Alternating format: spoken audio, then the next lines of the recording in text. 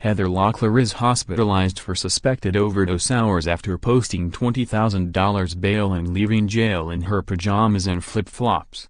Heather Locklear has been hospitalized for a suspected overdose just hours after bailing out of jail. The actress, 56, was taken from her California home to the hospital by ambulance after cops got a call about an overdose, TMZ reports. Earlier Monday morning, Locklear tried her best to hide her very famous face as she was released from a pretrial detention facility near her home. The actress was outfitted in plaid, flannel pajama pants, flip-flops worn over socks and an oversized sweatshirt with a giant X on both the front and back in exclusive photos obtained by DailyMail.com. Locklear wore the hood of the sweatshirt over her face as she hastily made her way to a nearby car with lawyer William Haney, who posted her $20,000 bail.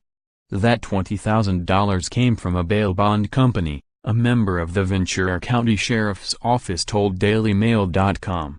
Both Haney and his famous client remained silent when asked about the arrest, and quickly sped away from the scene after getting into the lawyer's vehicle.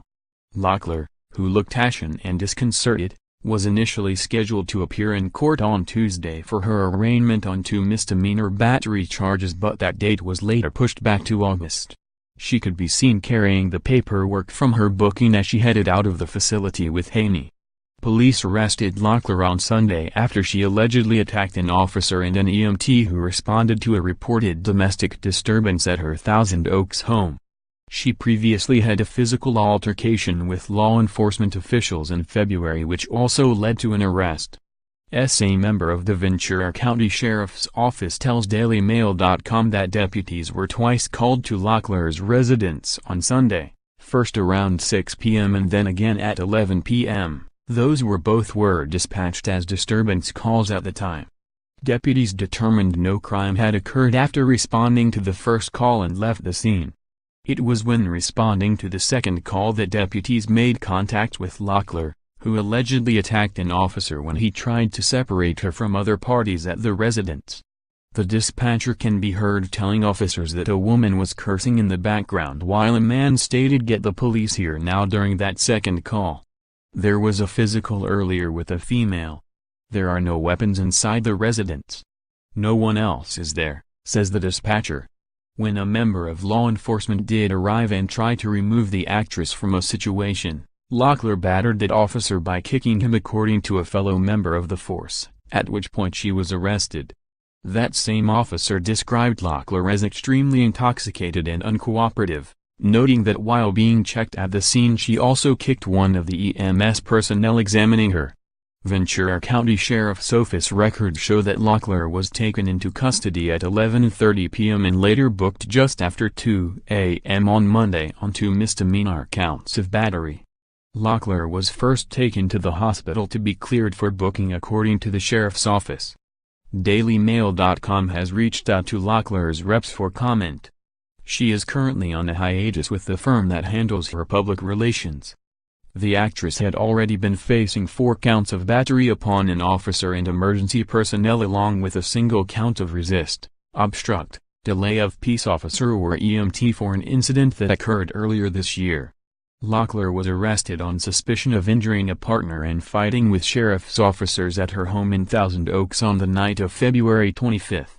She had just returned from a trip to Boston at the time when she and boyfriend Chris began to fight. Locklear's daughter Rava, 20, was also in the house at the time. A search warrant that was executed at her home by the Ventura County Sheriff's Office revealed that during her February arrest, Locklear told deputies she would shoot them if they ever came to her house again. Investigators had learned that Locklear had a gun registered in her name, and after hearing this went to seize the weapon. The warrant states that officers were not able to locate the gun. On the night of her arrest, Locklear screamed at one officer, "Get the F out of my house." She did this while trying to slam a door on the man inside her home, according to the probable cause affidavit, which resulted in the 5 charges she is currently facing in the case. Another officer reported that Locklear screamed, "You effing deserve your kids to die. You effing deserve it. And when you find yourself in that position, think of me." Locklear told officers that her had been choking her to the point where she believed she was about to lose consciousness and pass out. Ter told a different story, claiming it was Locklear who attacked him, and had red mark on his chest and blood on his nose according to the report. Locklear checked herself into rehab after the incident, and in late May was seen smiling with Ter as the two walked hand in hand into an Alcoholics Anonymous meeting in California. Things took a turn again, however, just last week, when the actress allegedly battered her parents and threatened to take her own life. That landed her in the hospital on an involuntary psychiatric hold on June 17, and she had just been released when this latest incident occurred on Sunday. It was her mother who called police. It is unclear now how these new misdemeanors might impact Locklear's parole given her previous arrest for the same offense. She was on probation and due in court later this summer for her February arrest. She has entered a not guilty plea to those charges.